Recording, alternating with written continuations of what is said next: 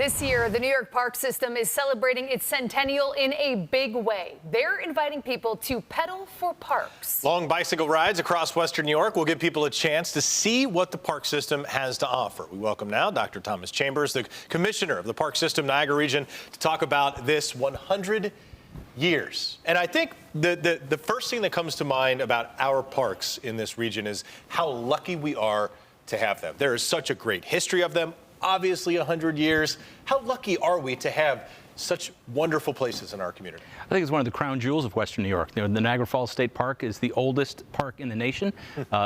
It's actually older than 100 years, but the system itself is 100 years. Absolutely beautiful natural scenery, one of the natural wonders of the world. Then you can connect places from all the way down south in Angola, all the way up to Fort Niagara, even out to Golden Hill in the eastern parts of Niagara County.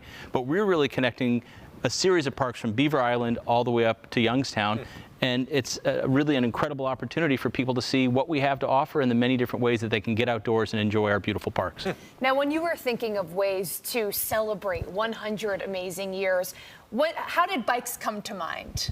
We just thought, well, there's a lot of parks, there's a lot of different places, but over the last couple of years with the Greenway Commission, our partners there, we've connected the parks, and there's really an almost uninterrupted pathway, especially from Beaver Island up to Old Fort Niagara. And so we said, let's celebrate the connectivity of all those different parks. You've got 6 different parks along that route. You can see a lot of different things.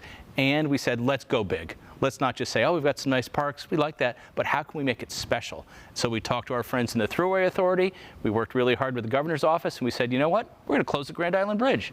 We persuaded them to do that, and away we go. A once-in-a-lifetime opportunity, perhaps, to ride across that bridge without any traffic, perfectly safe. Now, you talk about the connectivity of our parks. That required, and still does require, working with various municipalities and various governments working together. You talked about the Thruway bringing them in as well.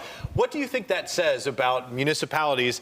Even though there's individuals, they still will participate and say, yeah, let's connect all these parks. Let's build the infrastructure. Bike lanes on the streets, for example, those kinds of things. That really takes a big collaboration, and it seems like it's a no-brainer almost every time. It does, but it takes a little bit of effort. You know, sometimes people aren't all that eager to have something different to maybe say, oh, someone's going to be riding a bike. I don't know who they are. But what it does is it brings communities together. It allows for greater mobility. You know, we think that saying to the Thruway Authority, to the town of Grand Island, to the state police, the state parks police, hey, let's work together. Let's do something that'll celebrate our region. And it drives economic activity, too. That's one of the things that's really, really important. You get people to come to the parks. They go to Niagara Falls. Get them to stay for more than just a day and a half.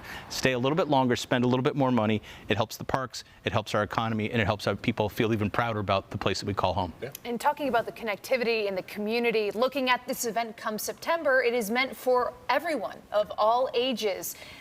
What should people expect? I know there's going to be a number of different routes, different areas to check out. What can they expect? They can expect, for one thing, beautiful weather, I'm sure. A nice tailwind the whole way. But we'll be riding mostly on paths, so you're off the road, it's safe. We're inviting everybody, full mobility, so people who want to roll rather than ride, people that want to pedal their tricycle, their e-bike, their race bike. I'm going to be out there on my bike, you know, going out pretty fast, but also just enjoying a good time.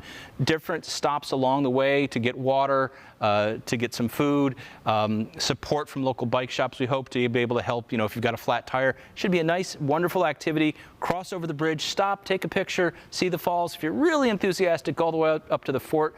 That's 64 miles round trip. I was going to ask how long it was. That's a big one. And that last mile is just like this, right? Yep, right up to the fort. Yeah. Yep. A little incline. And then afterwards, there's a nice party at the Beaver Island Clubhouse. We'll gather, just have a good time, celebrate what we were able to do, and hopefully just enjoy the parks and say, wow, here's an opportunity. Do people need to register ahead of time? There is a registration ahead of time. There's a modest registration fee. We want to cover our costs. You know, it costs money to close the bridge. It costs money to get the extra help from the Thruway Authority and whatnot. If there is a little bit of money left over, we're going to use that to support the parks projects and things that'll impact visitor experience. Great. And if there's anything that at any point folks missed while watching this, we'll post this on our website, WIVB.com. Again, it is happening in September. Dr. Chambers, thank you so much for being here. Thank you. We appreciate it.